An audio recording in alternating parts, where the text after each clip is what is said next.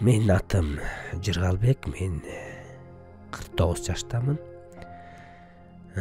Мен ушул жашоомдо көптөгөн мындай өзгөрүүлөр болгон. Ошо өзгөрүүлөрдүн бири мен кандай акыбалда мурунку кудайсыз жашоомдо болгон нерсемди айтып бергим келген. Анан чыныгы жашоом ушул 15 жыл мурун башталган.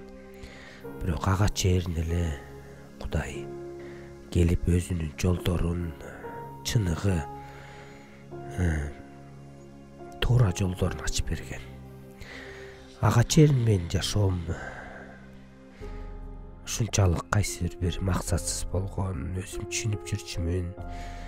Кичинекей кезимде ушул кышында кар жаап атканда асманды карап, ошол кар соон болуп түшүп атканда ошо жактан ким ошо карды жиберип атат.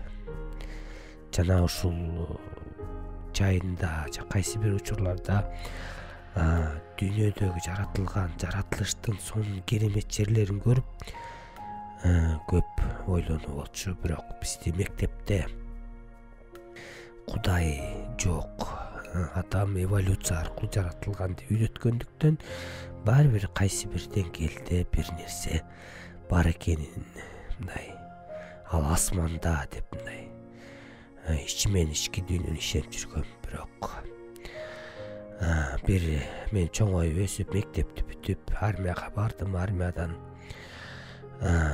служба кылып, ошо Сибирьде служба кылгам. Анан Сибирьден келгенден кийин ошо как раз союз распадение убагы болгон.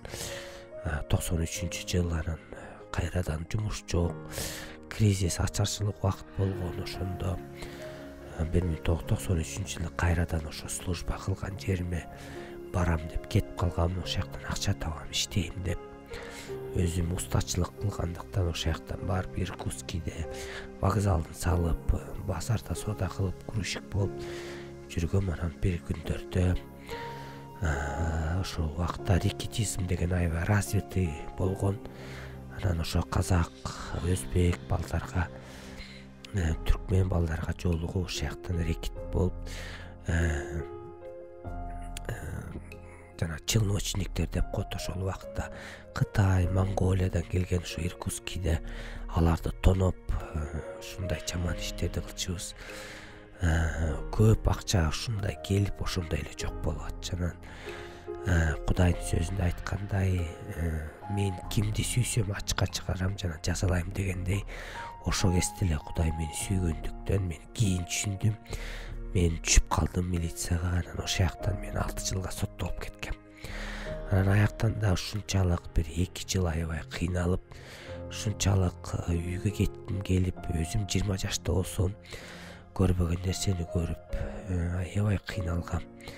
Өзүм болсо арыктап, аябай уже пневмония болуп, ошо түрмөнүн ичинен канча кыйналып, 9 ай ошол жерде жатып аябай кыйналып, анан мындайча айтканда башка кайсы бир билген кудайларга жалынып, же болбосо бирдеме кылып, акыл ой менен бирдеме кылып таянганга аракеттенген, бирок пайдасы болгон эмес.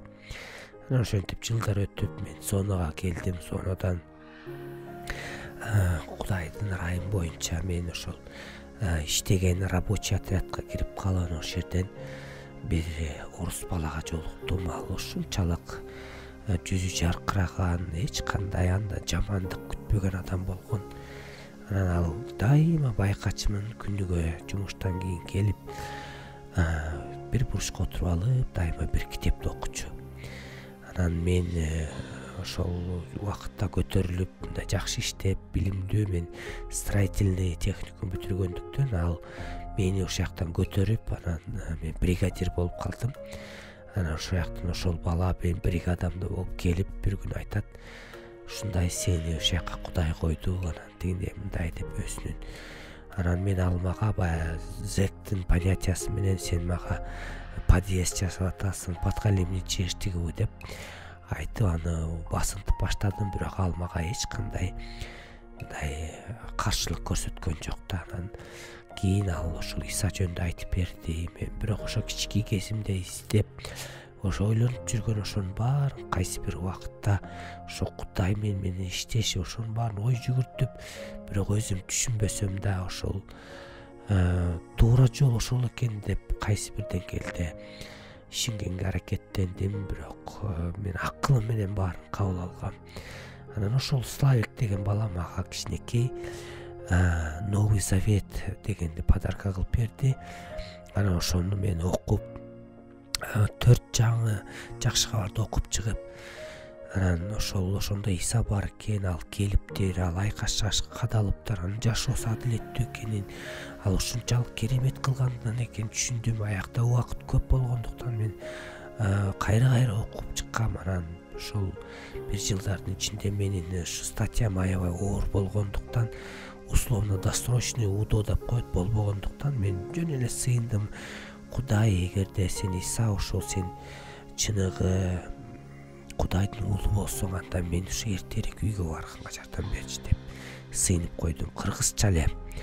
Анан бир ошол жылдар өткөн сайын мен сурогум даярдады, бирок условно-досрочный жок болгондуктан мен бир 3-4 бөлүгүнөн мен колония поселение болчу. Бирок колония поселение ошол эле Сибирде жүрмөкмүн аягына чейин, анан кийин үйгө кетмекмин да. Бирок мен бир учурда билдим отрядниктан, что мен условно-досрочный УДО кириптир, менин статьяма жеңилдик кириптир. Анан мен уже колония поселение эмес УДОго заявление жазып кирдим. Анан комиссиядан да соттон да өттүм ошол жерден.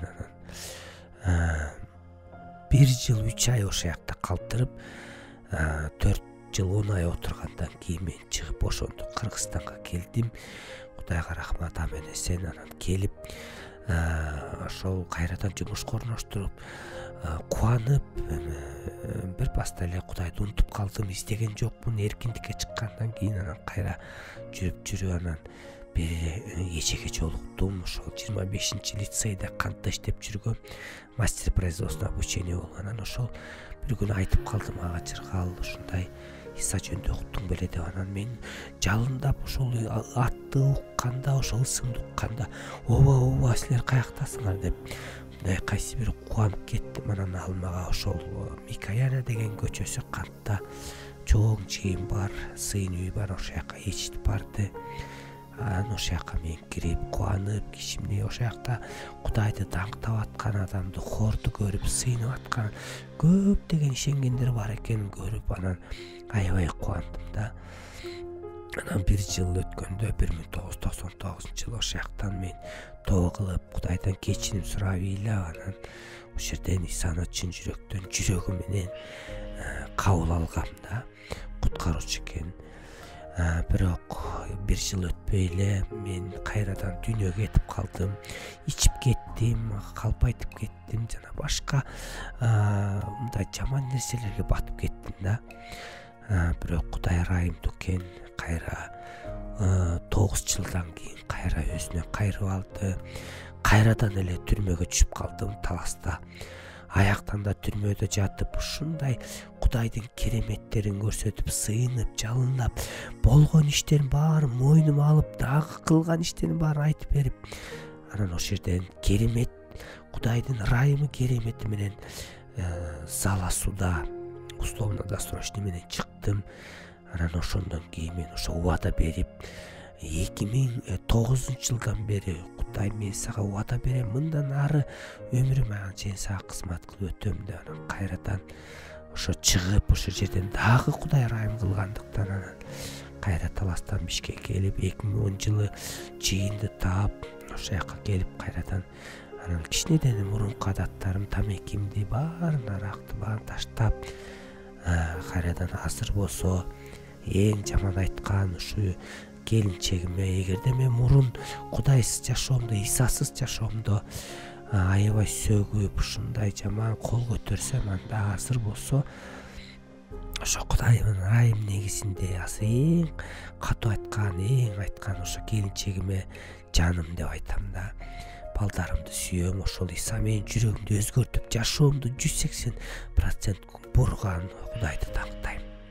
Ушинтип менин жашоомду өзгөрткөн Иса Теңирибиз.